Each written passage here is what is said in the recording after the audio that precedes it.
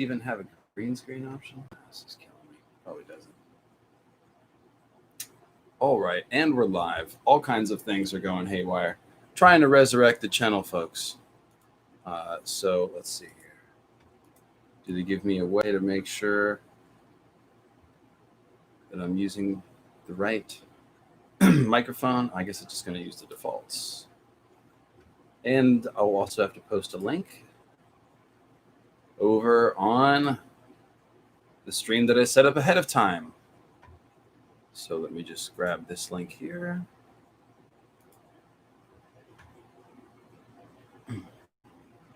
One moment, guys. Thanks for everyone for joining us. I set up a stream ahead of time and then tried to launch it and did not work. I had to create a new one. So let me just go ahead and grab this link and share it over in the stream where people are hanging out waiting for me to go live. And I won't be there. So 1 second, guys. Who is excited for Dark Season 3? I certainly am. Like I was saying on the little video I put out this morning, it was just too exciting not to do something. So had to cover it. There's the link. So I've grabbed the link for this stream. I'm popping into the other one that I had scheduled so that I can let them know. Because there is a few people waiting in the lobby there. Got it. Hey, guys. I had to set up a new stream. Come on over. Okay, that should take care of that. And we're live. Usually, guys, I use StreamYard. And StreamYard gives me the ability to green screen. So I could have put something super fancy and cool back there, a shot of the power plant, something like that. But it was not to be because I just couldn't get this account linked to Google, what's it called? StreamYard, password verification madness. Let me turn this light on. This is a little obnoxious there. And, I forgot to light that one. I guess it doesn't matter because the green screen is not happening. And I hope the air conditioner isn't too loud in the background, guys. There's nothing much I could do about that one. It is 105 degrees here in Sacramento. As I pull this mic closer to me. Hey, ciao, AJ. Ciao, ciao, ciao. Corliss Whitefire showing up. Yes, I've got my creator short. And we're going to talk about this fella right here. You can't tell in this picture, but this is a white devil. In another creator album cover, you can see the lighting is weird here, but this is a white-skinned devil figure. And I actually think the concept of the white devil is more complex than just saying, it's Claudia. And we're going to talk about that as well. The audio sounds good. Ciao, AJ says. That's excellent. Cool. That means we can leave the AC on, Quinn. I got Quinn hanging out with me here, and maybe I'll coax him on. He did just watched both seasons just recently. I've watched it over and over again many times because I am a dark fiend. I have been preaching the good word to everyone. Come and watch Dark. And in fact, let me go ahead and post on the Lucifer Means Lightbringer channel. Tell people to come on over so we can get some more folks. We can talk some Dark. We've got 5 hours to go? Yes, I believe that's it. 5 hours until the entire season is dumped on us. One thing I don't like about having the whole season given to at once is that there's not time to make videos in between each episode speculating about what's going to happen next. So it's more about watching the whole season for someone who's trying to make videos, that is. Like me or the estimable Pete Peppers, whose Dark videos I gobble up. It's going to be more about explaining what happened after it happens. So we'll see how that goes. Gretchen and I, who started this channel, we did have a lot of notes and plans to make videos, and we both, like I was saying today, we both have our own thing. We were trying to do this on the side, and it just was just not enough time to do 2 channels at once. Hey guys, streaming live now about Dark Season 3. Come on over. Share the link. Bloop. I'll post that. All right. And we're back. So we're up to 17, 20 people trickling in. All right. So yes, Dark does have a lot of mythology. It's got a lot of just plain old great writing. That's the first thing that grabs me.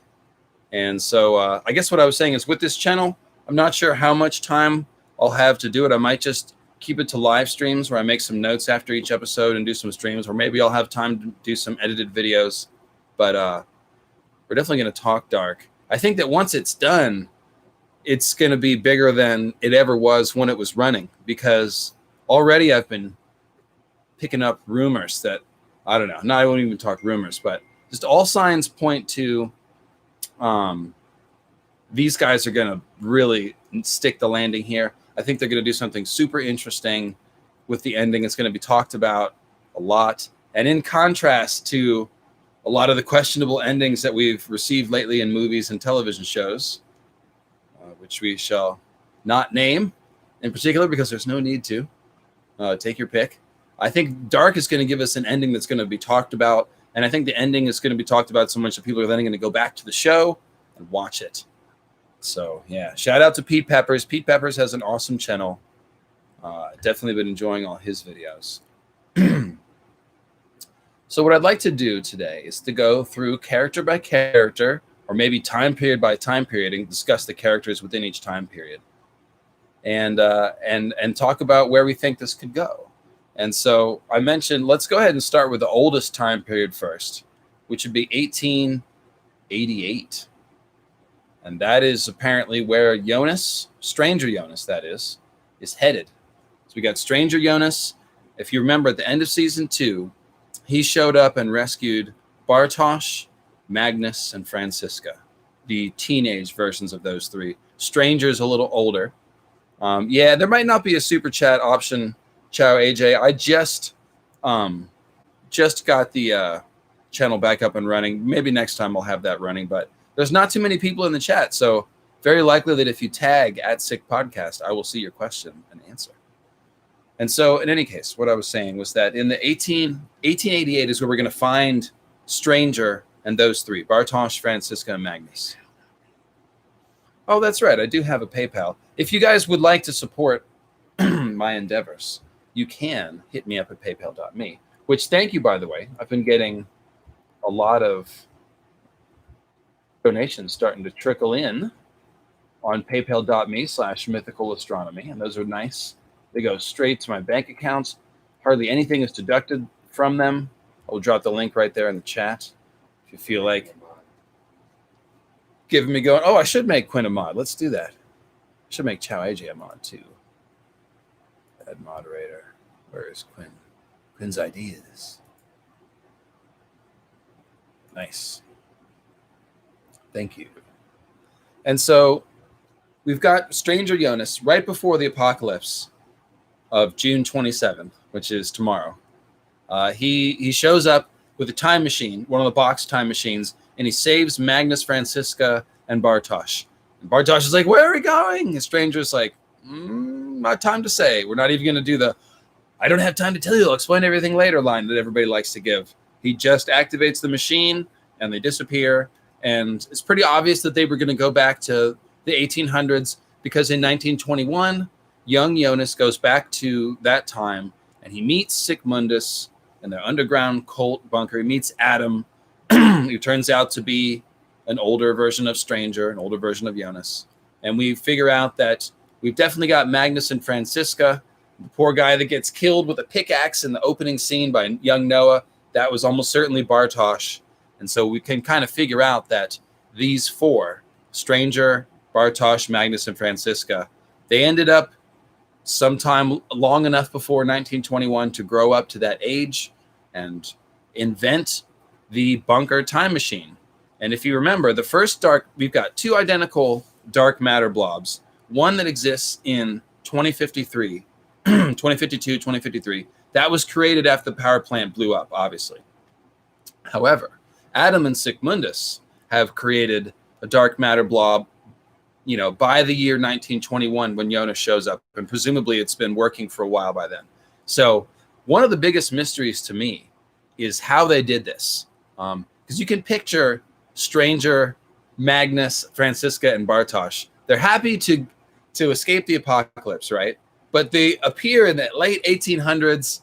Like, how are you going to get out? We know the caves aren't working yet. They have the box time machine, but the box time machine might not be able to just poof them back into the present. Presumably, they're going to be stuck in the 1800s. And that is how Sigmundus will form. They will essentially be looking for a way to get back in the game, to get back in the action, to get back to the future, if you will. And so trying to get back to the future is going to lead them to creating a time machine. Now, they've got the box time machine to work with. So that's going to give them a good starting point as far as the technology goes. And so I should mention spoilers here. So there has been a couple of trailers. And there's been lots of clues in the trailers. I'm going to hold off on discussing the spoilers from the trailer until the second hour of the podcast, just in case there's some people who don't want to be spoiled, can listen for at least the first half, and then, bounce out if you want to protect your virginal ears. But just going on what we could tell from the last season, we know that somehow Stranger, Magnus, Francisca, and Bartosz, none of whom are nuclear physicists, have to invent that big contraption time machine with all the wooden towers and the lightning underground. They've got to dig that lair or something. I don't know. Maybe there's a cave, natural cave that they discover. They've got a lot of work to do to get to the point where we see them in 1921, where they have very expensive paintings by Peter Paul Rubens hanging on the wall of the cult bunker, which again is underground beneath the church that doesn't exist yet.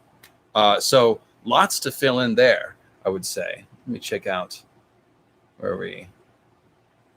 So young Noah, he skipped to the future, if you remember, and he was in the underground bunker when the apocalypse happened in 2020.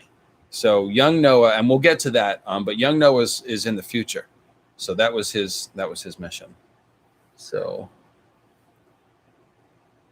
yeah, so Jonas, all right, so Jonas does know a little something. He's been studying with Claudia for a year before he was Stranger. When he was young Jonas, we saw that he studied with middle-aged Claudia for a year, or older Claudia for a year, rather. And then Stranger, we don't know where Stranger's been, so I guess we don't know how much knowledge Stranger has. When he posted up in the hotel room in Winden in 2019, he had all kinds of stuff on the wall, if you remember. So he had already been studying all, I wouldn't say nuclear physics necessarily, but he's been studying the pseudoscience that the dark time machines run on, the vortexes and all that stuff. So he's got some knowledge.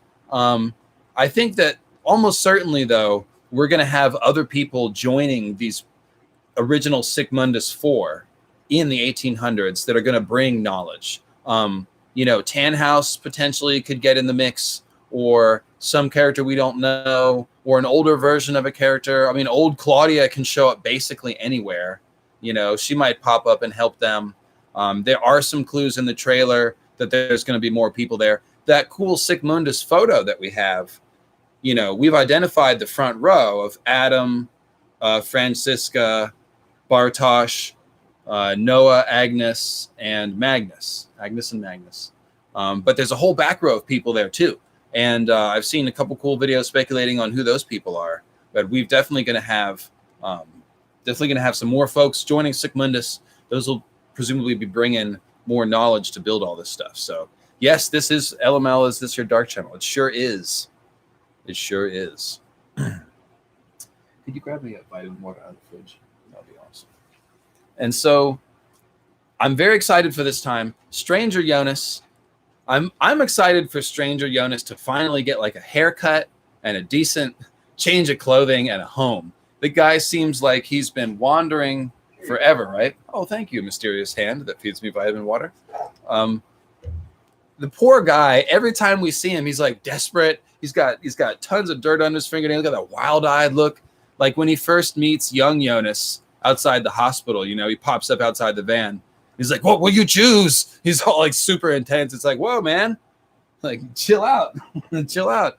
Catch more flies with not being like crazy and stuff. So Stranger Jonas finally going to get a home in the 1800s. We've seen the pictures. This is not too much of a spoiler. We have seen Stranger Jonas with nicely combed hair. His beard looks a little better trimmed. He's got a nice 1800s outfit. Very handsome, very handsome. So I'm happy for Stranger Jonas. I'm happy to see the romantic love story of Franziska and Magnus flower. I actually think they do have a kind of a cool relationship, one of the more healthy relationships in the story. So I actually am not kidding. I'm kind of looking forward to seeing that happen. There might be brief moments of happiness in the story for those two, but I don't know. By the time we see them in 1921, it seems like Franziska is pretty tough. Pretty tough, wouldn't you say? Already pretty tough. True, that's true. She is already kind of wearing the pants in that relationship from the get-go, but they've been through a lot. They lost everyone they know and love. It does make you like probably a little more cynical, a little tougher. So what else can we say about the 1800s, guys? If you have any comments about that.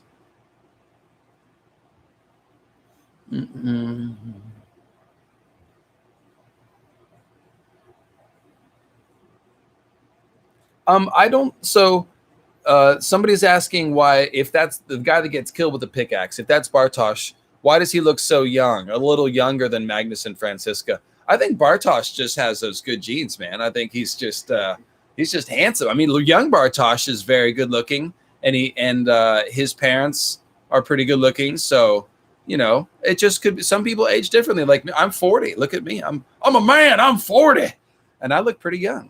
I was on Tinder, experimented with Tinder and social distancing, and I was on there. It was like, oh, okay, I'm not doing bad for 40. Anyways, that's enough of that. But people look different ages at different times, and I think that they're casting the actors based on facial sort of looks. But if you look at older Bartosz, he could be like 40, 42, something like that. And speaking of old, you could talk about the primitive time travel and whether that has an effect on Jonas's body at an accelerated rate, or if that's just him traveling a bunch. So, gosh, this is going to be hard to keep spoilers out. There's clues about this in the trailer. But yeah, so one of the 10 things that we noticed from season 2 was that we can confirm that Adam is Jonas, because we see that Stranger Jonas has the beginnings of some of that warped time travel scarring on his shoulder. Might be some on his arm too, but mostly he's got it on his shoulder. And so that gives you a clue that, he's already on the way to turning into Adam. However, we've always wondered why Adam is so weathered and none of the other time travelers are weather beaten. Specifically, old Claudia, her body in the morgue has had so much radiation that it sets off their little 1950s Geiger counters or whatever, and they're saying, oh, this person's heavily radiated. But she didn't have any visible scar. I mean, we didn't get to see her naked, I guess, but she didn't have any visible scarring like Adam. She had all her hair and stuff. Adam's bald and his skull's all warped and he's all melted and shit like a candle. So I think I've always thought that something happened to Stranger on the way to becoming Adam, some sort of accident or something. And there's definitely some clues in the we see like a hand and like lightning. It's like a hand that's looks like it's working on the wooden tower, and there's like a lightning bolt that strikes the shoulder. So you presume that's Stranger taking some damage or whatever. And you figure you're trying to make a time machine in the 1800s, wrestle with nuclear power, probably going to make a couple mistakes. So they've got primitive radiation suit options. You saw that they have these black rubber things by the time we see them in 1921. But when they first started, they might not have even had that. So, yeah. And one thing, my prediction, a very young Albert Einstein shows up to drop some primitive space-time knowledge. That would be funny. They have made passing references on the news to real-world events and stuff like Chernobyl. So I guess, I don't know if they'll go that far into bringing a real historical character in there, but maybe they will. The guy that invented time travel, basically the analog for Einstein? It seems like there's a lot of that in Tannhaus. Yeah, I would think so. And Tannhaus is another interesting character that I feel like he's got some hidden chapters in his life as well.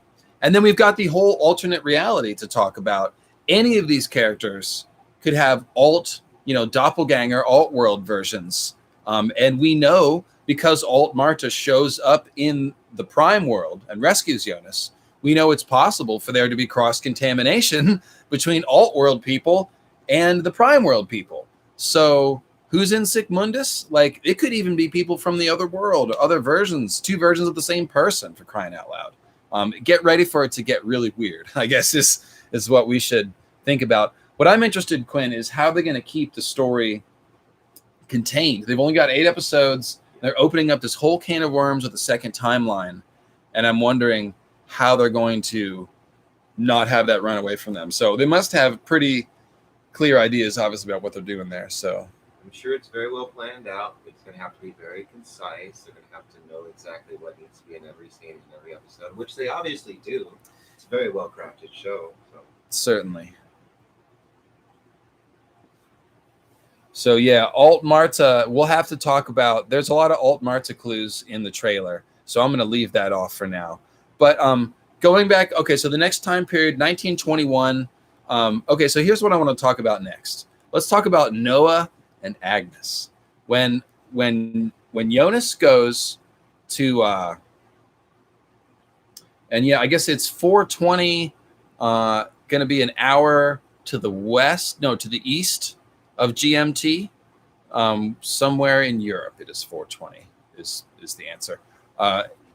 So 1921, Jonas appears. He meets a young Agnes, and he meets young Noah, who's not nearly as handsome as middle-aged Noah, I am told, by those in the know.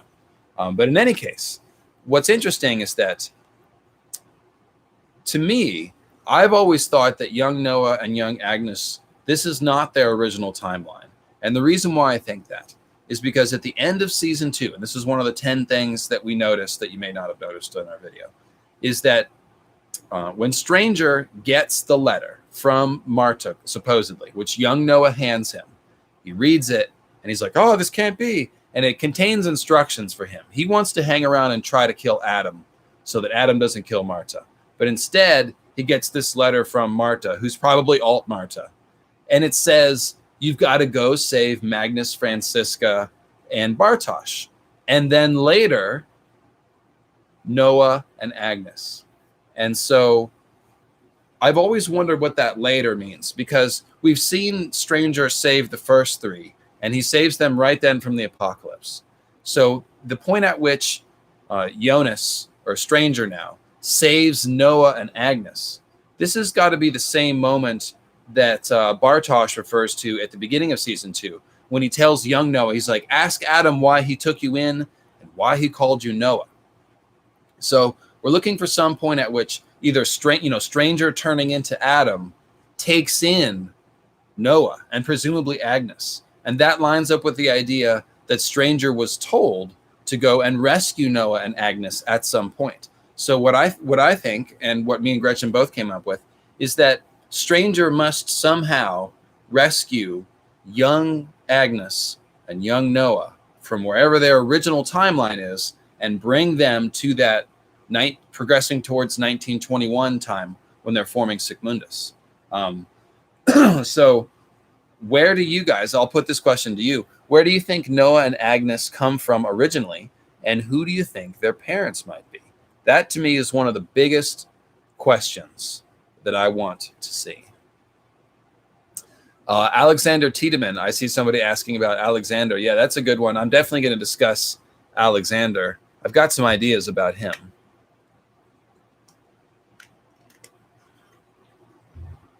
So, are you saying that Alexander might be Magnus and Francisca's child that's time displaced?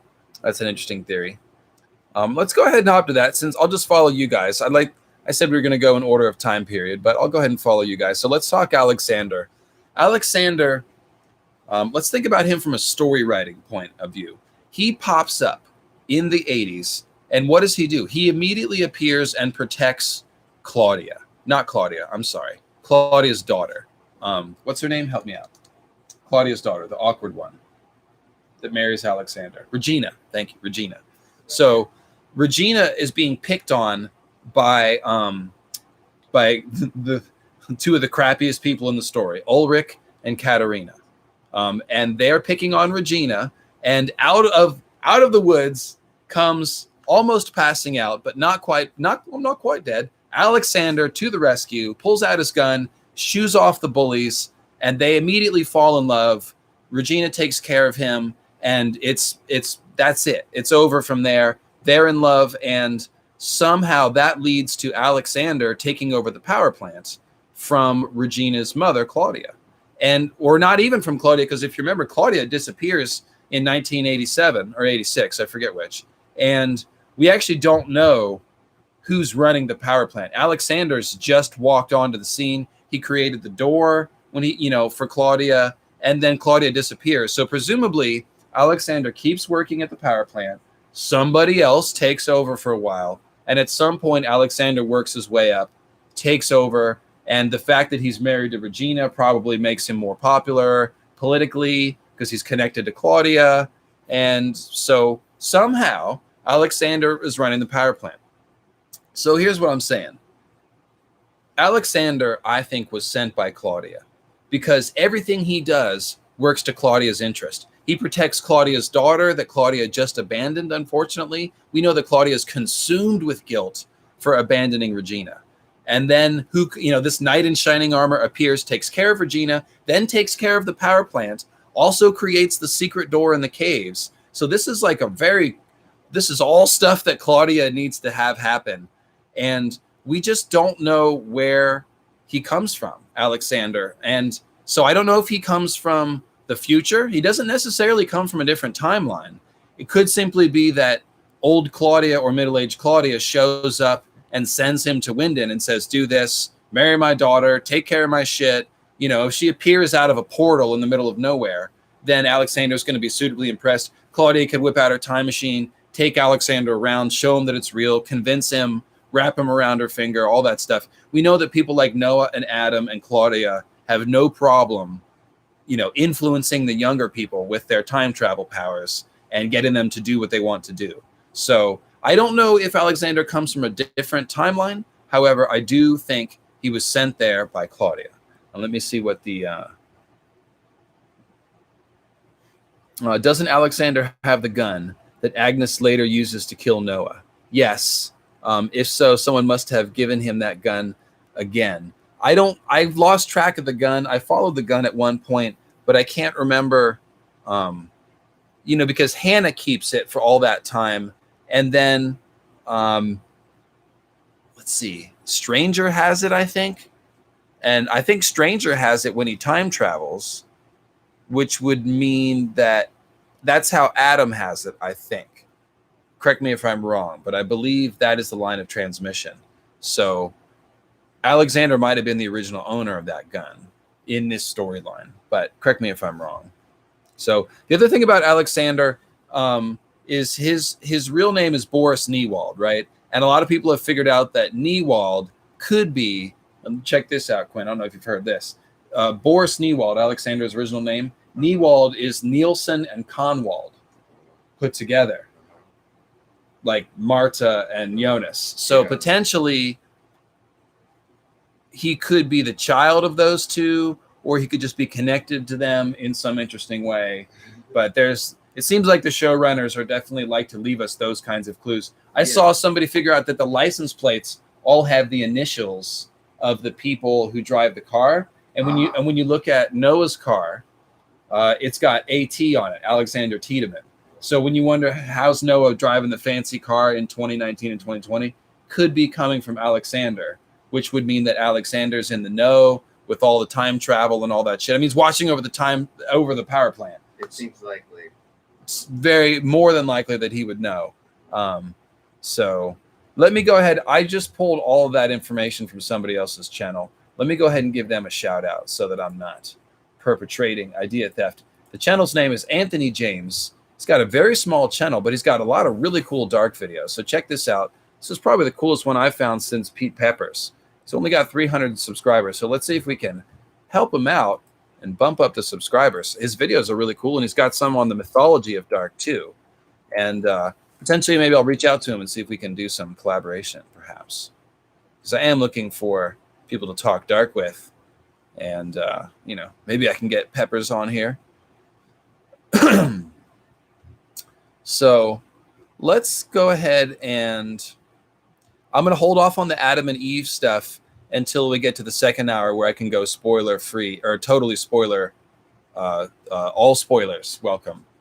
Because the Eve's ideas come a lot from the trailer.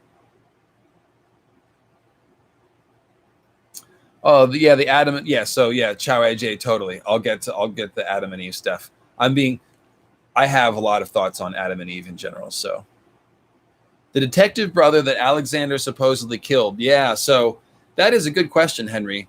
So Alexander has apparently, I don't know that he killed his brother. I think that maybe the brother died. They committed a crime together, and the brother died, and maybe Alexander stole his identity. It could be that Alexander murdered him, but I think it seems like something went wrong.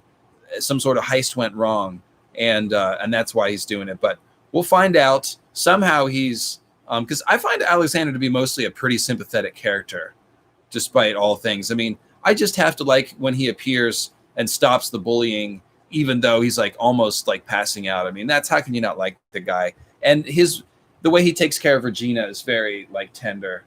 Yeah. So I don't want to think that Alexander murdered Inspector Clausen's brother in cold blood.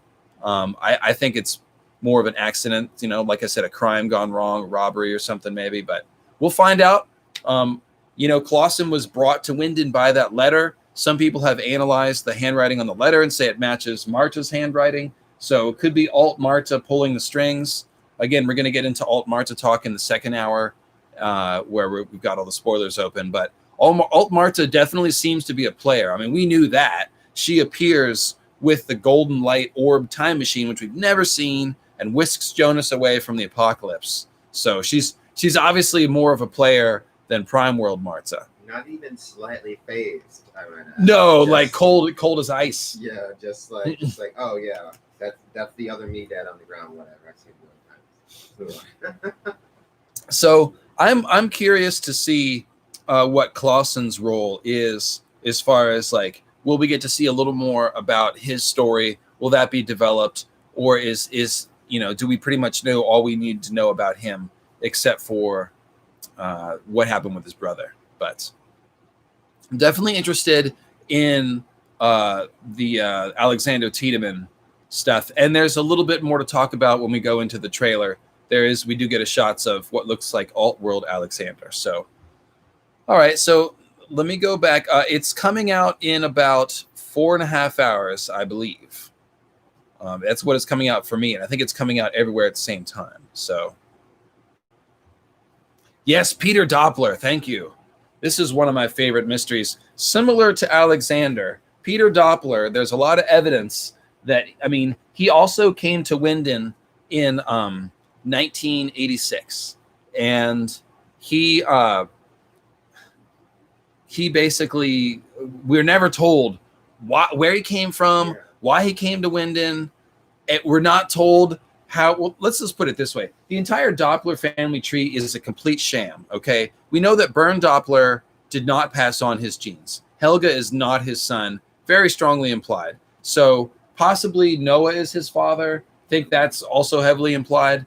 But essentially, Helga is not a Doppler, and then Helga probably isn't Peter's dad either, unless there's an entire chapter of Helga's life that we're really missing. I guess that's possible that maybe he had a relationship before his car accident, and when he really because after the car accident, he seems to have had diminished mental capacity. Yeah, and before that, he held a job and stuff. After that, he was in the hospital. So, so Helga. He doesn't have any relationships except for this weird, creepy, Noah's grooming of him or whatever. And then, so the only thing that we're really sure of is that Peter and, detective lady's name, Charlotte and Peter definitely had Francisca and Elizabeth. And Elizabeth apparently is Charlotte's mother. But as far as outside of that family, all the other Dopplers, they're just wearing the name Doppler. They're not related to Bernd Doppler at this point. So it's just kind of funny, that whole family being a sham. But let's talk about Peter. In our video, the one video that we have, we noticed that the Doppler family, if you go to Adam's cult lair bunker on the wall, he's got the 4 families, their little pictures and little circles. And the Doppler family doesn't have a picture of Peter that we recognize. And it's got this one weird photo, somebody that looks like a much younger Peter, like similar jaw, nose, and sort of parted blonde hair. And The photo is very old. It looks like a 1920s photo or 1800s photo, and it's young Peter Doppler. So I think that young Peter comes from this old timeline and somehow got booted into Winden in 1986. The thing is that 1986 Peter doesn't act like he knows a ton. When Mads pops out of the portal, he looks completely shocked. So it's possible that even though Peter's time displaced, he's not, quote, a member of Sic Mundus. He doesn't know the whole thing. He may have only a limited experience with time travel, kind of like Mikkel, traveling as a kid and then kind of not understanding what happened to him growing up and beginning to wonder if it ever even happened or if it was really real. Peter looks older in this old photo, so he's not as young as Mikkel when he's time displaced. But by the time we meet Peter in 2019, he's got a lot of personality issues. He's fighting his sexuality. He's got a weird marriage stuff. He's got others. He's participating in kind of like hiding bodies in the woods and can't tell his wife. And like he's got a lot of psychological issues. Some of that may have come from being time displaced. So I think the evidence is strong that he comes from an older era, and hopefully and the fact that he came to Winden in one of the 33-year cycle years is also another big clue that he's, a time traveled person. So that's what I have to say about Peter. I don't know who his parents will be. Got no clue. I just know that he comes from a much older time. I wonder if the family name Doppler could be a clue in any way, potentially. Right. So the Doppler effect has to do with sound. But then also, radar I stuff. was thinking more about like the word doppel, like doppelganger, double. Because there are, I don't know how it would fit, but like doppelganger, yeah. We've thought about that angle too. So, the doppelgangers come from the alt world. So the question is, do the Doppler's alt world counterparts have a special connection to the prime world? Is Peter from the alt world or something? Like, are they bouncing back and forth between the two worlds more than other characters? Or maybe we also are looking for an event that creates the alternate world or splits the universe in half into these two parallel universes. So maybe that splitting event has to do with Helga or Bernd. Helga seems to be such a central figure, so that is definitely a candidate. Yeah, Noah has pretty much usurped the bloodline, I would think.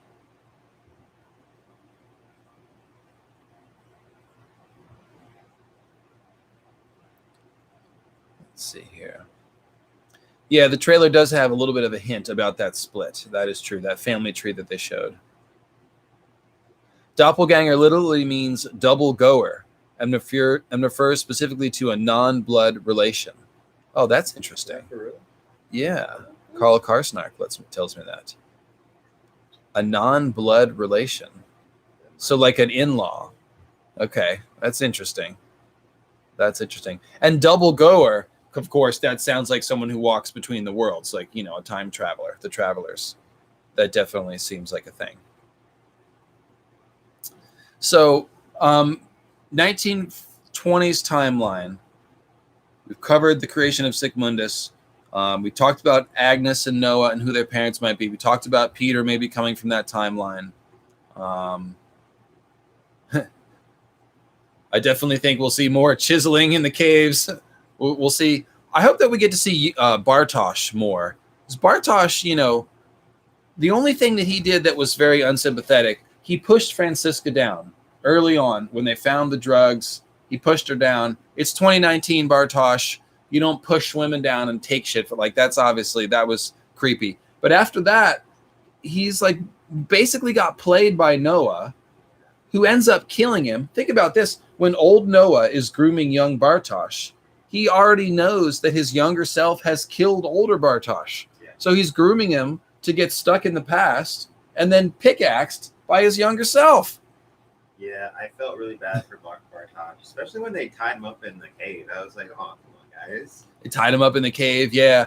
I mean, right, he's in a tough situation there. So,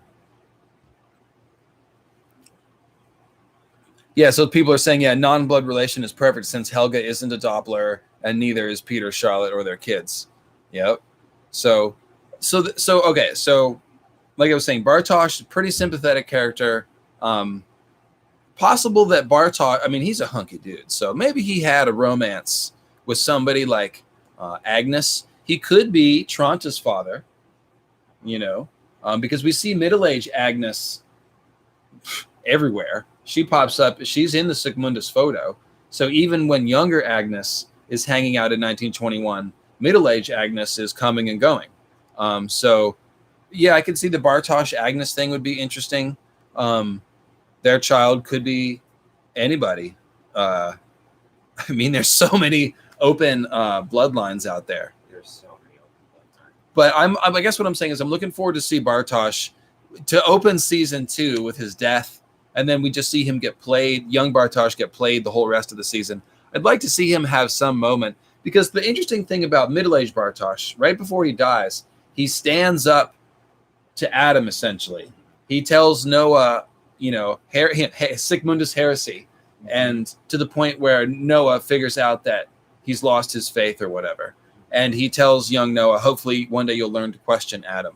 So I'm interested in that whole Bartosz questioning Adam. And he had been doing it for quite some time, I think. I think Adam had let young Noah know, hey, if he says something, it's time to do it. Definitely acting on Adam's orders.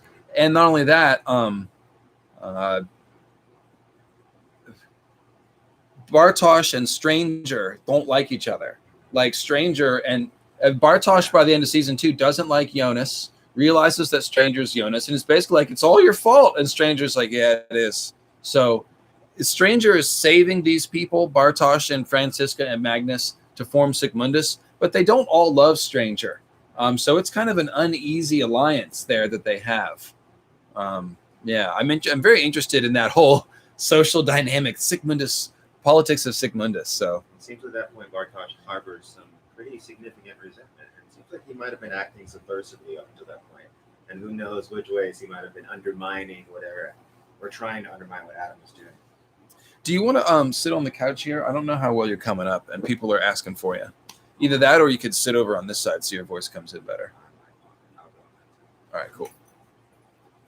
It's so hot here, guys. I apologize. I'm leaving the AC on because it is just so hot. I can't bear to turn it off.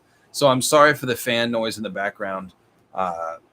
Apologize, yes. But so I'm moving Quinn over to the microphone side.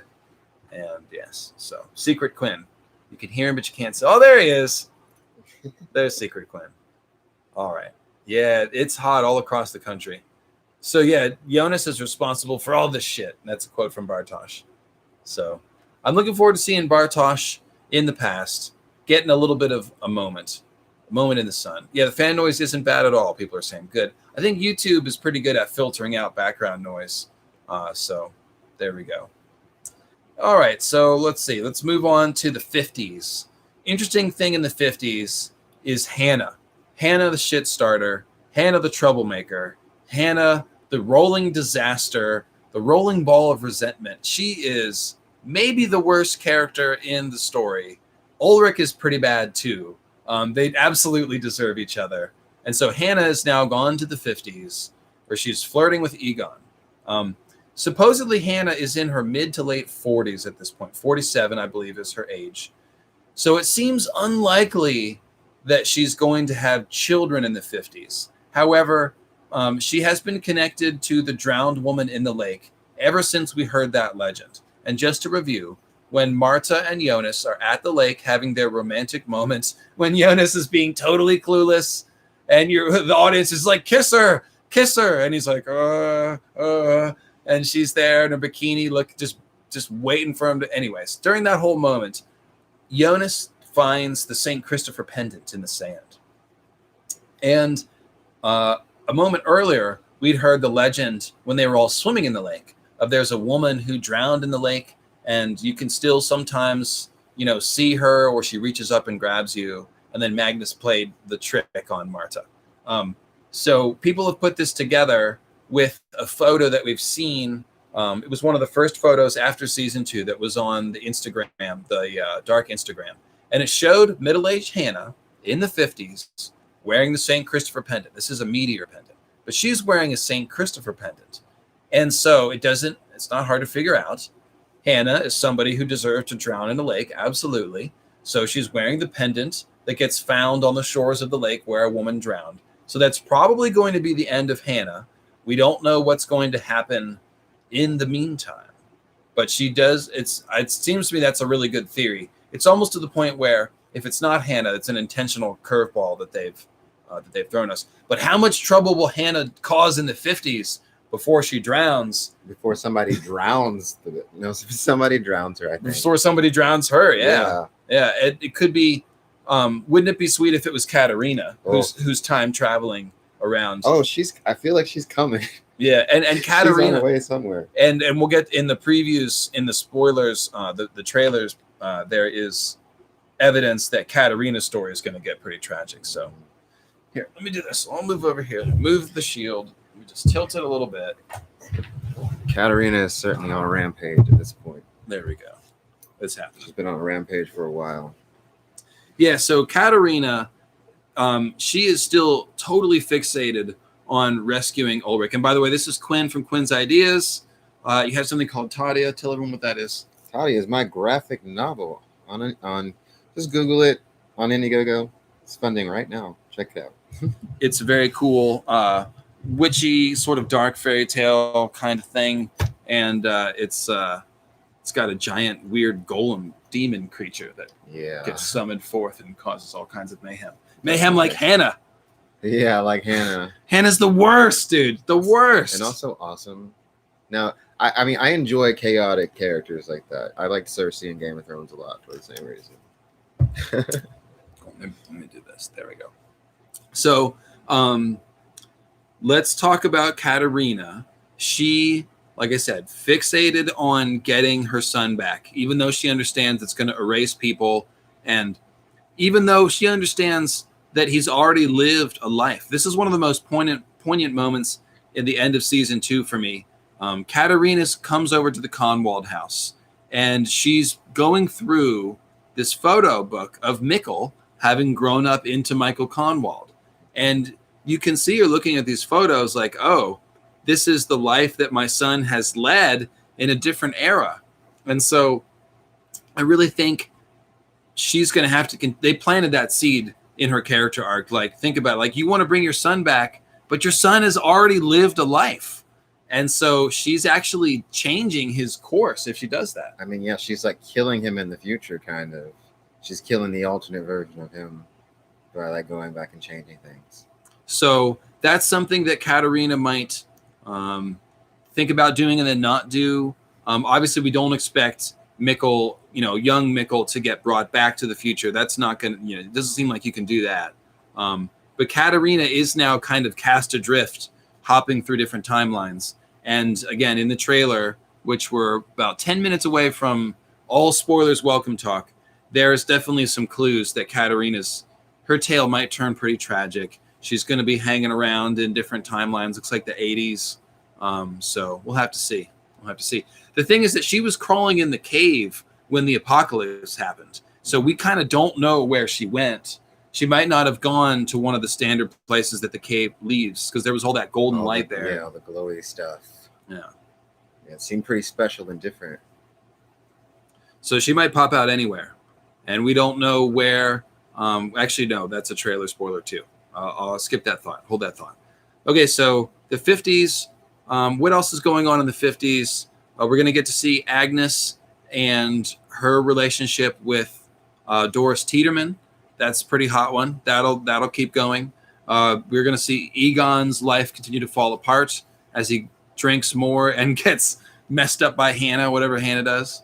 Let me just take a look at these. We'll see how he became so kind of pathetic and kind of like he was always kind of clueless and continued to be clueless. But there was definitely like a jump from like the 1920s to the 50s.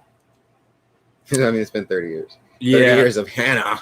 Yeah. Whatever she did messed him up that bad. Even a few months of Hannah is enough to mess somebody up, though. That's the thing. So, and he was just getting primed to like have an affair, and then it looks like his wife's probably going to leave him. So that's all going to fall apart. What's interesting is that it seems like so Ulrich Nielsen inherits that house, right?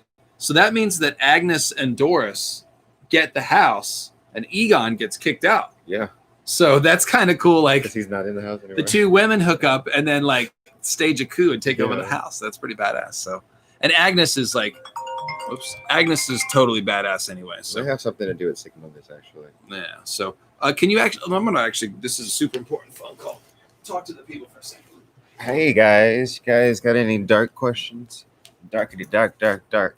So I saw Dark like the first time when the first season was coming out. That's when I watched it the first time. But I recently watched the first 2 seasons over again. I had not seen the second season and watched it together. It was super awesome. I love science fiction. I love a good time travel story. I love it when it gets timey-wimey, wibbly-wobbly, and this is certainly one of the best ones. It's something that can get really, really weird, honestly, if it's not done well. So you guys got to see my crazy shorts. I am wearing pants at least. Like, you know, you see the newscasters, and you never know what's going on below the waist. But yeah, I have crazy shorts on. So see if we have any comments on my shorts. Stroke my ego. Come on. No, I don't care. That's cool. We're excited about Dark. Greta and Daniel might have an affair in the 50s. Daniel Kahnwald and Greta would be Doppler because Daniel implied he was having one and Greta said Helga wasn't born from love. So I tend to think that Helga would be Noah's child because that whole scene with Greta and Noah is very like pregnant with meaning, but it's a little ambiguous. So yeah, that could be. I do think we're going to find out. It seems like Daniel Kahnwald is going to be more of a figure. We saw him beat the crap out of Ulrich in the 50s. And let's actually go ahead and talk about Ulrich. Ulrich is one of the most interesting characters to me. And I think one of the most below the radar characters. The whole no future symbolism, I think, is very important. Ulrich wears the jacket that says no future. It comes from a Creator album, which is the heavy metal band that Ulrich listens to. And it's pretty definitely Ulrich who paints no future on the pavement right outside the power plant at a certain point. And so this whole no future thing, and he talks about destroying Winden. Him and Hannah have 2 mirror scenes when they're both young and middle-aged talking about the apocalypse when a storm comes, one of the time travel storms, when the lights go out and all that stuff. And so I just think that all of Ulrich's symbolism is as like Ulrich the Destroyer. He's Mr. No Future Man. He's got all this like destructive symbolism. He's talking about the apocalypse. He says, what do you want? Hannah asks him what he wants. He says a world without Winden. It's very likely that will be the answer to this entire thing, is that Winden has to disappear. The entire thing is a time-looped mess, as the camera sort of messes around there. The whole thing is a bootstrap town, and it might need to disappear. So it's possible Ulrich is going to be the hand that reaps that. Kind of, he's like a Grim Reaper figure to me. Ulrich, of course, is a German name. It's a variant of Elric, E-L-R-I-C-K, E-L-R-I-C. All these names are part of the same tree. And, of course, Elric of Melnibone ends up destroying his own empire. Melnibone. So I would just say that. It's possible that the creators named him Ulrich because they're riffing off of Elric, who destroyed his own empire, and Ulrich will have a hand in causing some sort of destruction. I'm seeing some comments here.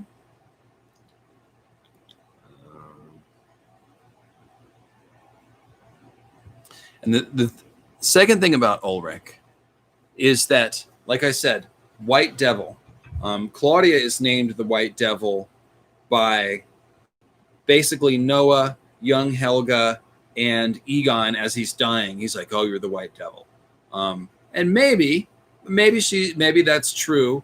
But like I said, the devil dude that's on all the Creator albums has white skin, and it's really obvious in another one of the pictures. And that's the album that Ulrich has. It's a very obviously a white devil on his album. Now, the thing about Creator, think about the symbolism of the band, right? So the line from the song that they bandy about, the more lives I take, the better I feel. Egon reads it and he's like, what's wrong with you kids these days? You know, all that. So creators all like we're given this line about death and destruction, but the name of the band is Creator. So it's very much like a Phoenix-like creation through destruction kind of idea that's being carried through Ulrich's symbolism. So you're saying Claudia is like a red herring?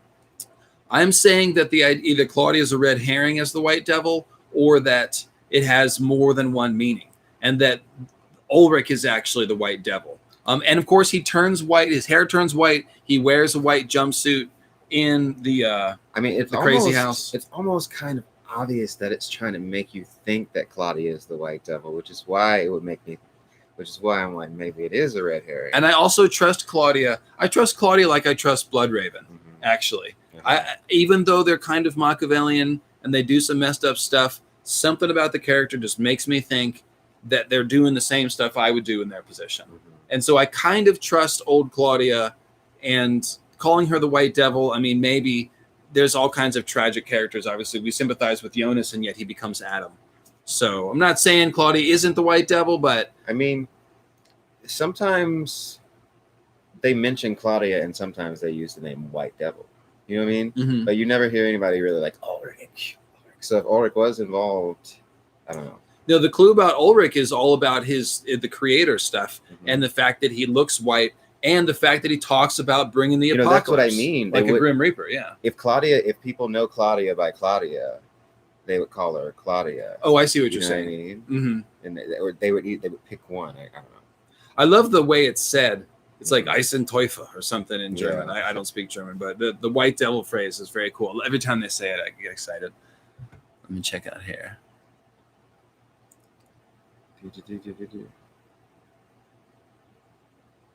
Okay, so Camilo, that's a really cool comment. I guess we're at 7:56. That's close enough. So we are going to dive into spoiler talk now. Quinn actually has not seen the trailer. I must fade. You going to bounce out? Okay, cool. Got so headphones. So the trailer does have some spoilers. Definitely has some stuff to talk about. Sorry, guys, I have the crotch shot here. Just got to reposition. All right. They want it. Yeah, they want it. You know you want it. So, yeah, you should watch the trailer now, Quinn. So we're only a few hours away. You should watch it. Put on some headphones. Check it out. Maybe come back and talk to us about the trailer. Everyone says bye and thank you. Bye, guys. So, hey, Pete Peppers dropped in. Hey, Pete. So, Pete, we just finished an hour of spoiler free, and Pete's telling you to watch the trailer. Hey, Pete Peppers, how's it going, guy? Love your videos, dude. Yeah, man. Pete's making some great videos. Were you going to make one more before the season comes out? I thought you mentioned that maybe you were. But in any case, so now all spoilers welcome. We're going to talk about the trailer. We were just doing the first two seasons, but let's get into the trailer stuff. So first of all, Ulrich, we know that Katerina, or let me let Quinn leave the room. Okay. So we know that Katerina encounters old Ulrich in the nut house, which I think is awesome. Because old Ulrich is a very interesting character. You know, he's kind of cagey the way he deals with Egon. Just think about somebody being trapped in the nut house for 33 years. I guess I should stop saying that. But it definitely is written like a Nurse Ratched, One Flew Over the Cuckoo's Nest, old school sort of insane asylum. But whatever the case, the guy's been in there for 33 years. Everyone thinks he's crazy. He knows he's not crazy. So that's really tough for Ulrich. I mean, he's obviously, like I said, he's a bad dude. It's not what I would call a sympathetic character. But old Ulrich is very, I would say, interesting. He's a compelling character. And so the idea of Katerina, middle-aged Katerina, finding her husband, but he's 33 years older and he's in an asylum like that, that is tough. That is tough. And the evidence, it looks like Katerina's mother is that woman that works at the sanitarium, not sanitarium, what am I saying? The asylum there. Yeah, Ulrich leaving everything behind to try to see Mikkel one more time. That is really that pulls on you there. When he shares the glass of orange juice with young Mikkel, Mikkel recognizes him. They hug. They almost escape. I mean, that is really tough. That's the most sympathetic probably for Ulrich. That's a good point. So we'll see. I just like the character. Like I said, I'm interested in the idea that he's going to have some role in bringing about the apocalypse. Maybe we'll see him and Claudia do something together, and that's the White Devil idea that happens. But yes, Katerina is gonna encounter old Ulrich, and we're gonna see more old Ulrich. So yeah, everybody wants to talk about old Marta. So let's talk about old Marta. Old Marta. She, in the trailer, of course, is presented as an opposite to Jonas. And this, it seems like the world without Jonas that old Claudia was referring to is this alt world where we've seen that there's another, one of the boys from the play, Marta's play, who's got the eye black around his eyes. He's now in the gang in the place of Jonas. And so it seems that Jonas is not present in the alt world. And we've seen Marta, of course, wearing the yellow raincoat and doing all sorts of Jonas things, doing the Jonas shots. And then we see the alternate to Adam and the cult bunker. And it's a much neater cult bunker. And there's this white-haired woman who is presumably Eve. And so the speculation has been there for an Eve character ever since we saw that there was an Adam character. And we thought, it has to be Marta, because obviously the Jonas Marta love stories is played up. And so we couldn't figure out how Marta could be Eve when she got shot. But of course, we have alt Marta. So it's pretty much, I would say, the easiest thing. It's not even really a theory at this point, is that the Adam counterpart, who is in, like I said, the much neater and better organized cult bunker in the alt world, is grown up old Marta, alt Marta. And so this is really interesting. Pete Peppers in his video and a couple other people have pointed out that one of the cool sort of occult esoteric pictures that we see is a picture of like two faces. I think it's a sun and the moon. I can't remember, day and night, or maybe it's just two globes, but they're blowing. There's two faces blowing with wind on these two planets that look like two worlds. And in the middle is the sun. And so one is a male face and one is a female face. That's what I remember. And so it seems to be implying that alt Marta, who is Eve, and, Jonas, Adam, are these two opposite forces, sort of equivalent forces in these two worlds. And of course, we see that alt Marta has rescued Prime World Jonas at the end of season 2. And in the trailer, we see that Jonas is now in the alt world, and he's hanging out with both alt Marta, or alt Marta at two different ages, it seems like, because the alt Marta that rescues Jonas, she's like worldly wise. She's got the time machine. She's in the loop.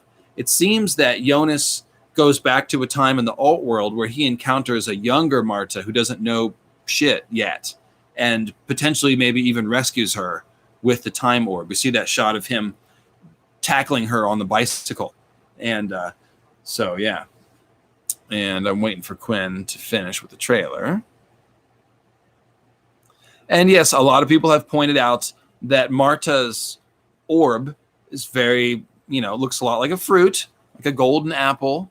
So there could be a Garden of Eden as well as the golden apple of discord thing going on here at the same time. Yeah, so Pete's, keying in on the tragedy here. He says, pumped to see how that all plays out. The young Jonas and alt Marta are going to fall in love, he says. They will know about their older selves and how it turns out, still compelled to change things. Yeah, it's another layer of like, we probably can't change stuff, but let's try. And we saw that one scene in the trailer where they're like, what if there can only be one world?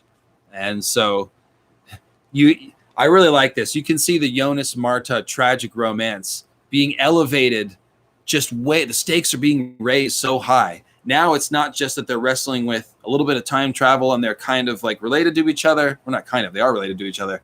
Now they're dealing with these two worlds and saving one of them or trying to fix all this crap.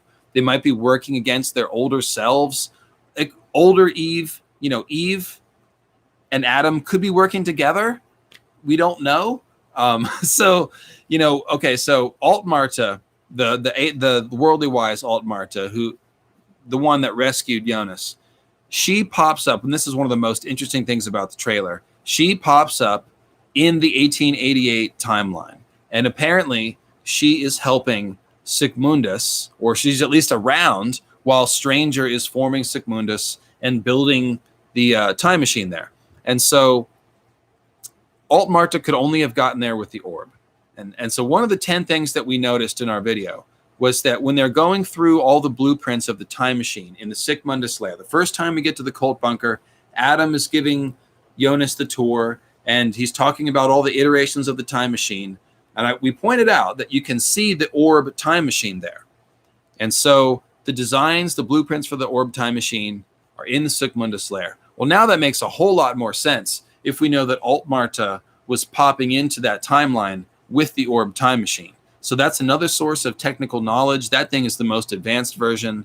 And if Alt Marta's has the ability to travel and pop in and out, then she could bring information to those guys at any time as well.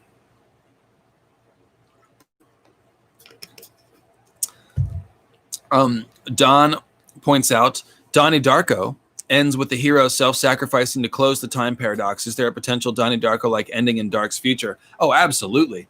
The only question is, how far does it go? I think there's no question that Jonas is doomed to doom himself. I think even Adam is intending that, by the way. I think Adam is one of the most misunderstood figures in the story. I think we will find out that Adam's motives are actually make sense when it all comes out. But in any case, I lost my train of thought there. What was I just saying? Oh, you got headphones on. Let me read Pete's comment. Oh, so he thinks that Eve and Adam probably are working together. Maybe they have different ideas, but I think they're connected. They save each other from their respective apocalypses, so their worlds need each other. Yeah, that's a good point. Thematically, that makes sense, that they would continue to be connected.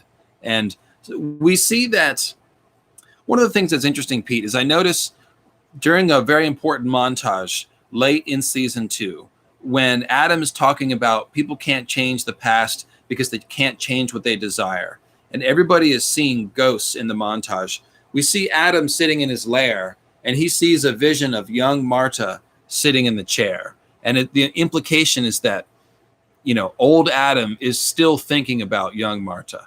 And I guess he's about to go and shoot young Marta. So maybe that's why he's thinking about her there.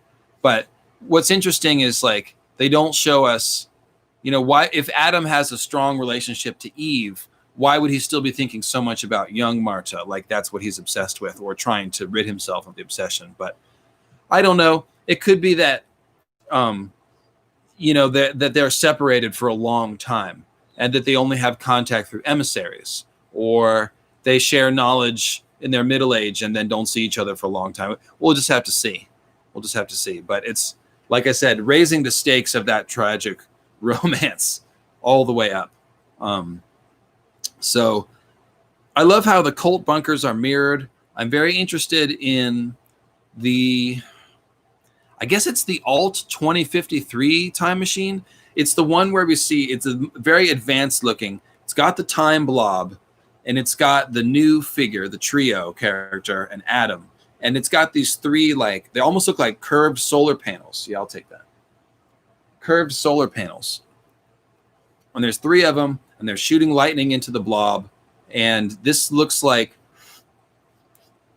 it's in a concrete kind of layer, but it's not all busted up. At least one of the shots makes it look like it's not busted up. We see this very cool, slanting vertical doorway that Adam's walking through into that room. So I want to know all about what that room is. It looks like an alt-world time blob thing, or maybe it's 2053 in the future.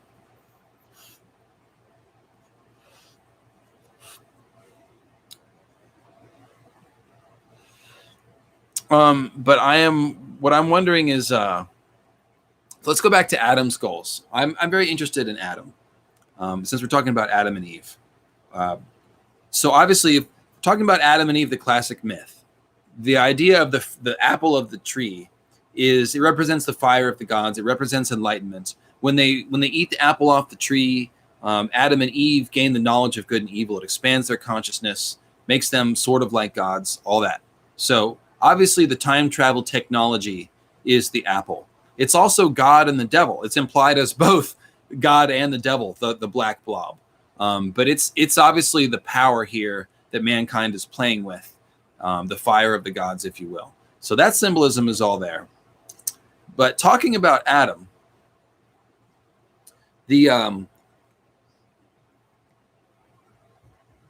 Adam is trying to, he tells Jonas that he's still trying to fix things, but he says a lot of conflicting things, okay? He says that God is time, and they're having a war on time, and they want to create a world without time. Well, a world without time is like nonsensical. It doesn't even make sense, right? But I do think what he's talking about is a world without fate. I think he's trying to talk about that, because obviously they're trapped by fate. Jonas has been driven by fate his whole life. Since he's been young Jonas, he's been trying to change the actions of his older self, and he can't do it. So it makes sense to me that Adam actually is still trying to change things. And I believe that Adam still retains the idea that he would sacrifice himself to fix things. I think that's ultimately what how his arc will end. And I think that just in the way that Noah seemed like completely evil in the first season, and then in the second season became a lot more complex, still messed up, but a lot more sympathetic, I think that Adam will also gain that dimension, and we'll start to see that he is actually trying to fix things. I think Claudia and Adam are both trying to fix things. I think they maybe just have different ideas about how that goes. And I do ultimately think the answer is a world without Wyndon. So essentially, every character has that ending of, like, I think a lot of people might participate in the idea of helping to bring about the end. But maybe there's something more hopeful. Maybe they can get Wyndon unstuck.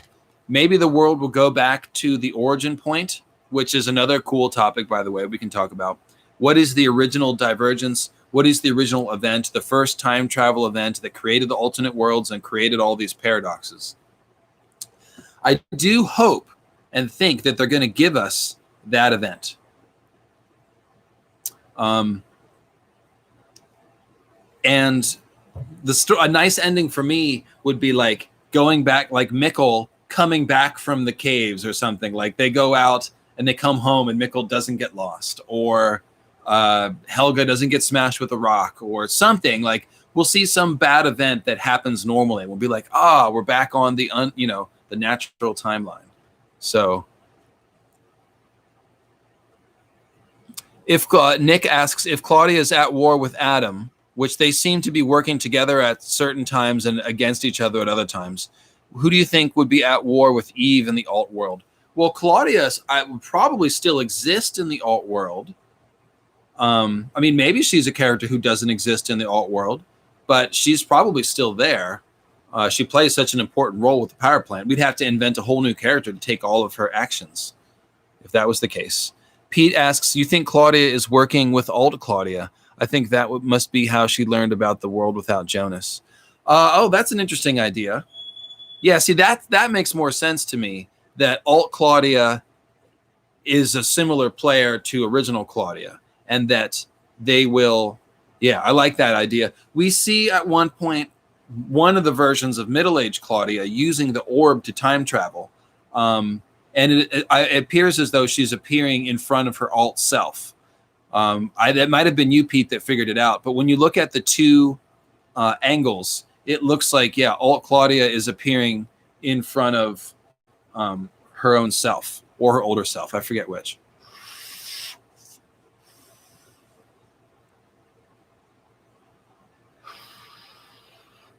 Yeah, the poor assistant, man. The power plant assistant is always like, but the French delegation, you can't. But they've been waiting so long. I'm kind of dying to see her like get some resolution. Like, can somebody see this poor French delegation finally? And that channel that I shouted out earlier, and I'll shout them out again. Pete, I don't know if you've heard of this theory, but There are some French people getting executed in 2053 that we see in season 2, and they're wearing those white suits that have weird like lines that go all through them, almost like still suits from Dune or something, but they're white, and they're speaking French and they're getting hung. Like, does this have some weird connection to the French delegation? I don't know. This is the link again to the channel that is called Anthony James. Got some cool dark videos. And let me drop in Pete's channel just in case anybody doesn't have that too. You can just look up Pete Peppers. I mean, it'll come right up for you. Pete's pretty big. He's got 80, 90K subs, something like that. 80.1. Nice work there, Pete. And he covers a lot of stuff too, not just dark. So here's that link. Ooh, yeah. Thanks for dropping by, man. It means a lot. Very cool. So, Pete, let me ask you this question. Who do you think takes over the power plant after Claudia disappears in the 80s and before Alexander has a chance to work his way up and take over? Pete is chiming in that both Tronta and the trio, the new character who we see in 3 different ages at once, visit the assistant in trailers. Okay, so maybe that's going to give us a clue about what happens after Claudia disappears and, yeah, what's going on there. And, okay, so let's talk about Tronta and the Infinity.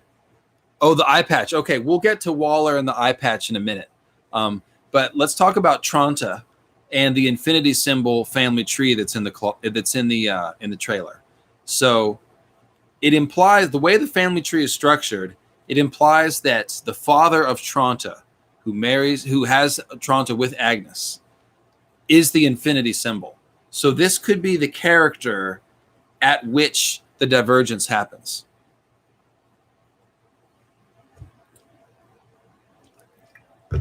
Pete says, who took over the power plant is something I never thought about. Well, it might have to do with, again, those scenes you're talking about, where we see people visiting the assistant. Maybe the assistant doesn't seem like she's primed to take over. She just seems like a high place secretary. So it must be someone else, maybe that isn't of consequence. But so I do think, Nick Borgia, I do think it's possible that we have Agnes and Noah incest happening. I wouldn't call it likely, but the initial clues were that Tronta's dad was Noah, because it was like, oh, he's a priest, but he wasn't a man. He wasn't a good man. And I'm glad he's dead. And we know that Agnes killed Noah. And Noah was a bad man who was a priest. The other best candidate is probably Bartosz, because Bartosz has the tattoo on his front that Noah has on the back. But yeah, Tronta has the cigar burns. So it's very likely that whoever's burning Tronta is his dad. And that just doesn't strike me as Bartosz. I don't know. I don't think Bartosz is like doing that kind of thing. Yeah, maybe it's the trio guy, Chow AJ says. Maybe it's a character we don't know. It could be. That would kind of make sense, actually.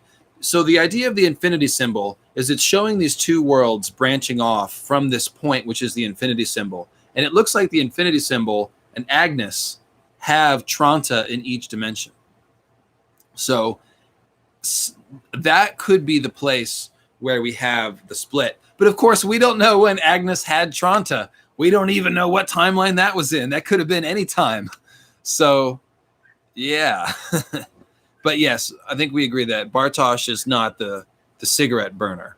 So if Bartosz is, well, again, he could still be Tronta's father, because we don't know when Agnes had Tronta and which timeline Agnes grew up in. Like I said at the beginning, it's strongly implied that young Noah and Agnes were rescued at some point and brought to the 1800s going on 1921 timeline by Stranger, which means they were rescued from some other timeline. So let's talk about the idea of a splitting event, okay? The fact that, okay, the time travel door in the caves, right? It says sic mundus creatus est.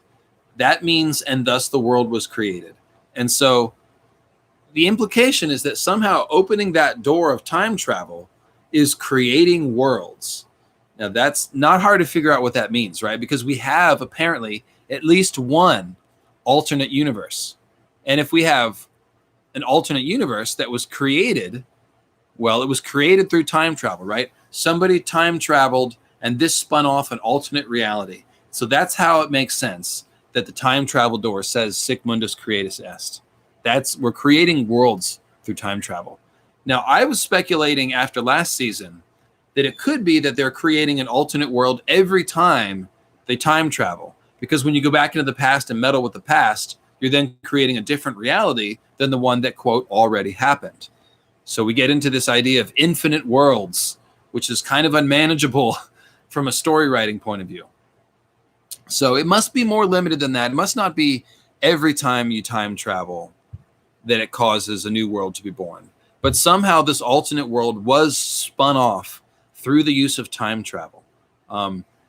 Now, what I favor as the original incident, something to do with the 80s and the first power plant accident that created the time goo. Because the time goo, that black substance, was created in 1986 when that weird shit happened right before Bernd Doppler gave the plant over to Claudia. And that's what was in those notebooks that they were reading about. So, oh, this shouldn't be. And then we see middle-aged Claudia with a little vial of it, and she's like, run some tests on it. So the time travel goo was created by the accident in the 80s, which we haven't seen yet, by the way. I'm wondering if maybe it happened in June, and we'll get to see that. So that could be when one of the original incidents happened. It could be because the time caves are centered around the 80s. Originally, they go to the 50s, centered in the 80s, and they go forward to the 2019, which means that the time caves, again, were created in the 80s and rooted to the 80s. That doesn't mean it's the initial time travel event, but that's one of the most important original events. So what if the split event was someone not adhering to the timeline of events in the past?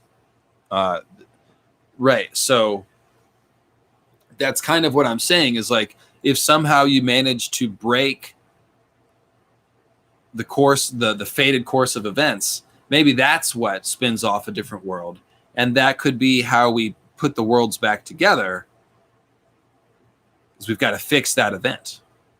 So yeah, it's probably in the incident that Waller lost his eye. Yeah, the Waller eye thing is really mysterious. They play it up so much. He's like, okay, well, I guess I'll tell you. And then like cut scene. So I don't know who, and when that happens, it's middle-aged Claudia with the time machine in her hand running across the street that causes them to skid to a stop. So the implication could be that Waller loses his eye somehow in connection to Claudia in that time machine. But I don't really have any guesses. I mean, they haven't given us any clues other than that, like how it could happen. They've just built it up as obviously being really important. So yeah, I don't know. And then yeah, in the alt world, Waller has lost his arm instead of his eye. So it could be car accident. A car accident is something that in different circumstances could produce a missing eye or an amputated arm. Because if you think about it, Alt Helga, who apparently still gets bludgeoned with a rock, instead of the ear, he's got the eye wound. And so you can see how the same rock bludgeoning incident could lead to either one of those wounds. And so I would say that a car accident would be my guess for how Waller lost his eye, because that could also be, like I said, an amputated arm. But yeah, is there going to be a third world? Well, that would be logical, wouldn't it? Everything's in a trio. They got the triquetra. We've got 3 times linked to everything. Everything is in 3. The opening credits are always in 3. Like they have a mirror image on one side that's 1, 2 mirrored, and then they have a third one that's flipped over on the other side. They're constantly doing that. One of the drawings in Michael Conwald's attic of Bad Dreams is this design where it's got 2 vertical lines, but one of them has a spiral off and a loop. So one keeps going and one like loops back like this. And I think that is a visualization of the timelines, where one timeline is caught in a loop and there's another timeline that keeps going and is free. So yeah, Pete's agreeing. There almost has to be 3. So it's really going to be a challenge for how it was going to be, how they're going to manage that in 8 episodes and not have it get away from. Pete, do you think the third world could be the desert planet? Or is that just like far in the future? I've heard it speculated that maybe there'll be a second disaster in the 2053, and that creates the desert world, because we do see looks like alt-world Marta and Jonas coming out of the cave, but it's now, instead of a forest, it's a desert. So either this is far in the future, or there's another disaster that's like cleaned everything off. You know, hard to say. And then there's that mysterious figure in the robes that comes to meet them, which I think is Katerina, by the way, because didn't we see a photo, Pete, of Katerina months ago wearing all that desert garb? Other people have speculated that it could be Mikkel or Alt Mikkel. So not sure. But it does seem like there has to be a third timeline. So maybe the third timeline would probably be... Oh, we see it mirrored. Oh, okay. So Pete is saying that the desert scene, we see it mirrored both ways, and they've been showing all the alt-world scenes in a mirror flip. So that implies the desertification exists in both worlds. Yeah, and he thinks that, Adam might destroy things in 2053, create the desertification. And yeah, it'd be cool if Germany had a desert. Not cool, actually, but definitely different, at least, if Germany had a desert. Sorry, Germany, I didn't mean to take your beautiful forests away. We love the German forests. They are delightful. Yeah, and people do tend to think that person in the robes is Katerina. Okay, that's cool. Michael Conwald might still be alive with magic. You're talking Game of Thrones now. We don't have magical resurrections here. However, Alt Mikkel could be involved with stuff. One of the mysteries that's hanging is why Jonas keeps seeing Mikkel with time goo dripping on his face. We've never seen that with anyone else that have time goo on them. That could be a personal thing for Jonas, where he's dreaming about his dad, because the entire first season, he's thinking about his dad's suicide. It's the major emotional pull for him before it becomes Marta. And it could be that one of Mikkel's events is the original event, and that's why we see him dripping in time goo, because he's like this fulcrum point. But I like the idea that Alt Mikkel will get to see a little more of Mikkel, because his alt self will be different. Let's get into that. So in the alt world, and correct me if I'm wrong, everyone, but it appears that Ulrich and Hannah are together in the alt world. And that is why we see Alt Magnus and Alt Marta with dark hair, because Ulrich has had children with Hannah instead of Katerina. That is interesting to me, because Ulrich and Hannah's relationship is kind of underrated as it's being central to the whole story, because we're always caught up with Marta and Jonas and Claudia and Stranger and the Time Machines. And Hannah and Ulrich are basically just an affair, but that affair causes so much damage. So much damage. There's a promo photo of Marta in the white dress with it. What's it? I forgot what you were responding to, Pete. Sorry.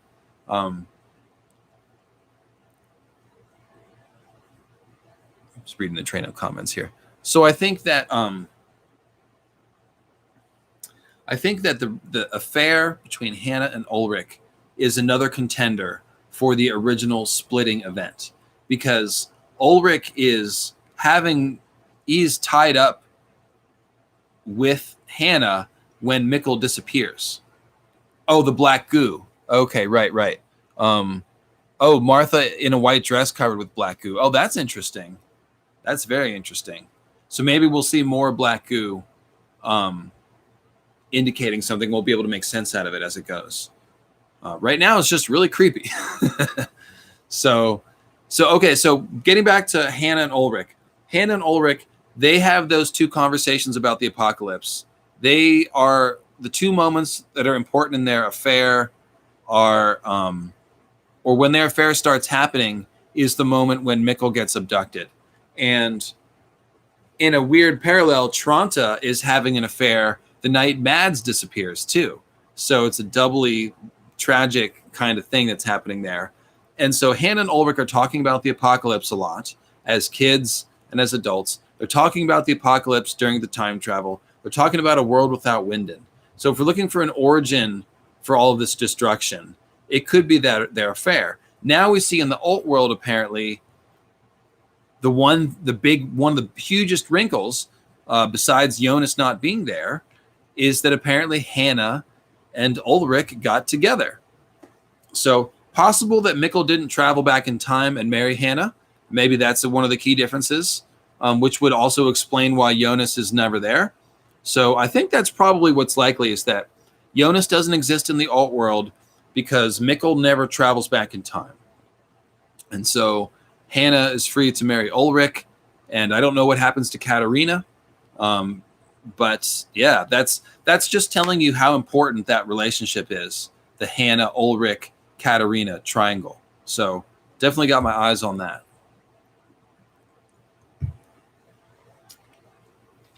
Oh, we're 3.5 hours away, man. I'm excited. So excited.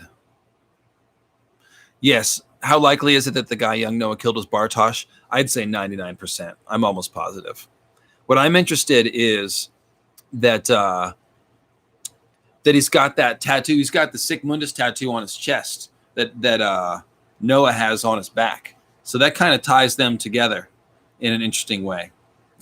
Okay, let's talk about the future. 2053, the time basically post-apocalyptic Winden leading up to 2053. This is maybe the time I'm the most interested in. So let me set the stage. They kind of soft played the situation here, but here's what we've got. When the apocalypse hits in 2020, in the underground bunker, the child murder bunker, if you will, Helga's tormented bedroom, we find surviving. Who do we find in there, right? We find middle-aged Claudia with a time machine. She has middle-aged Regina, who's a cancer patient. We see Peter Doppler with Elizabeth, young Elizabeth. And we see young Noah. Those are the people I remember being in there. If there's one person I'm missing, let me know. But that's who I remember. And no, Bartosz is not Adam, because we see Stranger, and this is one thing you can find in the video that's on this channel, 10 Things You May Have Missed in Season 2. Stranger already has the deformities on his shoulder that Adam has. So it's very likely that is where that's going. But before I lose my train of thought, in the underground bunker, we've got Noah, Peter, Elizabeth, and like I said, Claudia with the time machine, and yeah. So what's interesting is that after they survive, it's basically Noah and Claudia who are the people to follow here. Okay. So, and Regina, she's the other person. So I don't know what's going to happen to Regina, but she's got terminal cancer and not long to live. So unless there's some weird way to heal her, Regina's story is going to be over pretty quick. We don't know what's going to happen to Peter Doppler. We see shots of Peter looking older and weather-beaten. So he's definitely hanging around for a little while in the post-apocalyptic future. And I saw someone earlier ask about Celia. We can try to talk about Celia in a minute too. The thing I'm interested about this future timeline is that we know that Claudia is doing experiments on the time goo that is formed, because Jonas listened to her cassette tapes. And it seems that Claudia is doing a whole bunch of experiments trying to get the time goo to work. She says it may be a way back. It may be a way back, because she understands that the black goo is related to time travel. So when she sees the blob up there, she knows that this is something having to do with it. And so what I think that's going to happen here is that essentially whatever Adam has sent young Noah to the future to basically start Sic Mundus, right? When we get there in 2053, they're all chanting Sic Mundus. Elizabeth and Celia are running the show. They're making everybody's chanting Sic Mundus Creatus Est. So this is the future version of the cult has been established by Elizabeth, who's obviously Noah's wife at some point. So pretty clear that Noah, young Noah, was sent from 1921 to 2020 to survive the apocalypse and influence events that come afterwards. So we've got young Noah on a secret mission from Sigmundus from the past. Then we've got Claudia, who has the time machine to work with. I think it might be broken by that time, but she's got a time machine. She's got the blob. She has, obviously, she runs the power plant. She has a lot of knowledge. So she's going to be key in stabilizing this blob and getting it to work. Maybe figuring out how to control it, maybe not. We don't know. I do think it's interesting that when Jonas popped through the blob, he ended up in 1921. I think that strongly implies that that's the time it was set to, and that the last person to use that time blob in 2053 went to 1921, which is interesting. More on that in a second. Let's talk about, like I said, Claudia and Noah have an interaction. They probably worked together for years, guys, because Noah hates Claudia. When we meet middle-aged Noah, he hates Claudia. He blames Claudia for taking his wife and his child from him. We see this picture of a happy Noah, happy Elizabeth. She's aged up, old enough to marry now. Noah, you cradle robber. And they've got baby Charlotte there. They're obviously in a post-apocalyptic future. So for a short amount of time, Elizabeth and Noah were happy together in the future. They had a baby. They were with the baby for a little while. And then somehow the family gets broken up, right? Charlotte gets placed in the 50s with H.G. Tannhaus. Noah is locked out of the future, and Elizabeth is stuck in the future, okay? We don't know where Noah goes, but we also know that Claudia disappears too, because Claudia is not in 2053 when Jonas gets there. So essentially, we can figure out some of what's happening here. At some point, Claudia got the time machine to work, maybe with Noah's help, maybe on her own.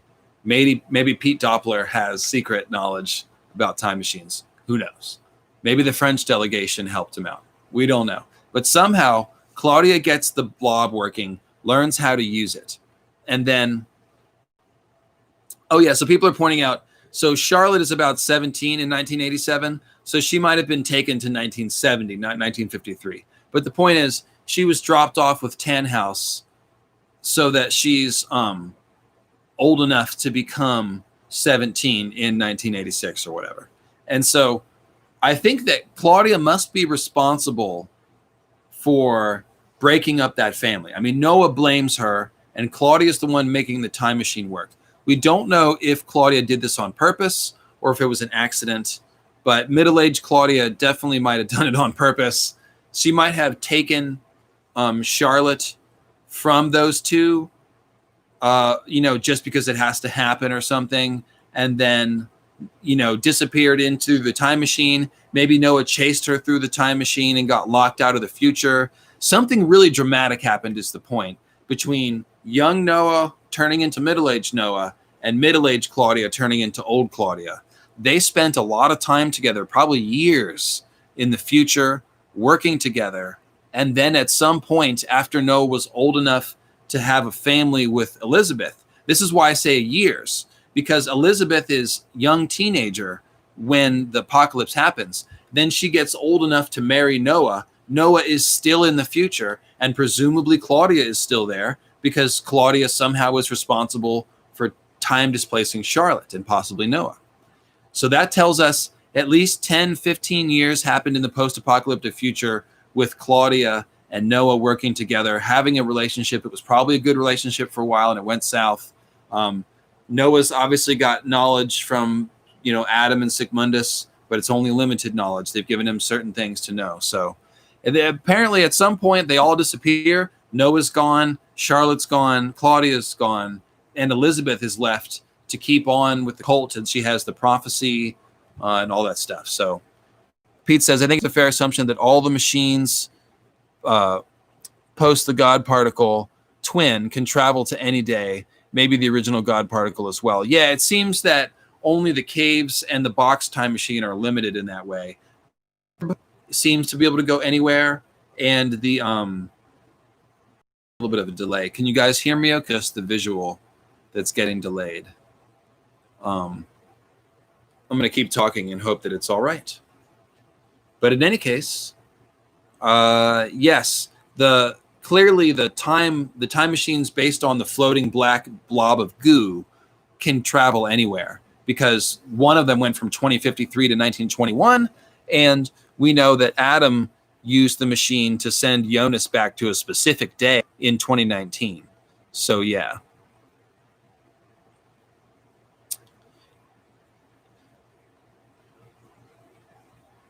Okay, so Pete's pointing out that Eve's apple should be able to travel to any day. So if Alt Claudia has that, she could move people to hide them from people who are using their older machines. Sure. Yep, it's about that time. It's going to be about 5 minutes. So I have covered all the questions, all the things I mostly want to talk about. I will take a last call for questions. I have real world needs pulling me away, so I got to wrap it up here. I got pets that need to be dealt with and stuff. But yeah, thanks. This has been a lot of fun, guys. I've been dying to talk dark with y'all. And yeah, I've actually got not one dark t-shirt, but two. I've also got this one here. I've got the Mads Nielsen Atomic Energy is Bad shirt. No way. No atomic energy.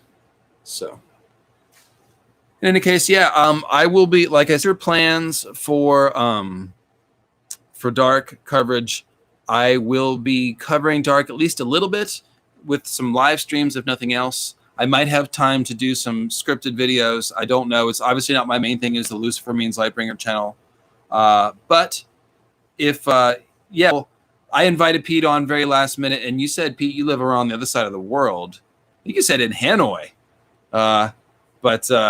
Yeah, somewhere on the other side of the world. But yeah, a different time, Pete. Let's do it either on my channel or your channel. All Pete's videos are very well produced. I hadn't seen that you've done live stream, Pete, but if you feel like it, I'm happy to come on your channel. You're always welcome to come on here.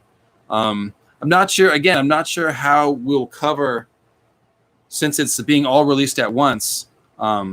Maybe we'll do episode by episode, but I think probably what'll happen is after the series is done and everyone thinks about it, there'll probably be hot topics that people want to dive right into covering. So I've got no idea how I will cover dark, but I will be doing at least some dark content on this channel. So subscribe and hit the notification bell. And yes, we've got 3 hours and change. Oh man, I'm going to watch at least 2 episodes. I'm on the West Coast in the US, so it's like 8:40, and the show's coming out at midnight. So I'm going to watch at least 2 or 3 episodes tonight before I go to sleep. But yes, we'll all be binging it this weekend. And Pete's like, yeah, brutal couple of days coming. Yeah, well, take care of yourself, Pete. Make sure to sleep and eat, drink some water and all that stuff. But yes. And hello to India. I saw we've got, for some reason, 40% of our subscribers are from India. So Dark's obviously really popular over there. I've seen there is a couple of Indian language Dark channels. So very cool. Very cool. Hello to, looks like, the Netherlands and everywhere you're coming from. Say hello. We're all around the world waiting for dark. So thanks, everybody. And yes, been out.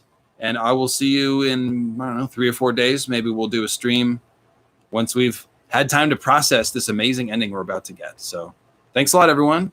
See you next time.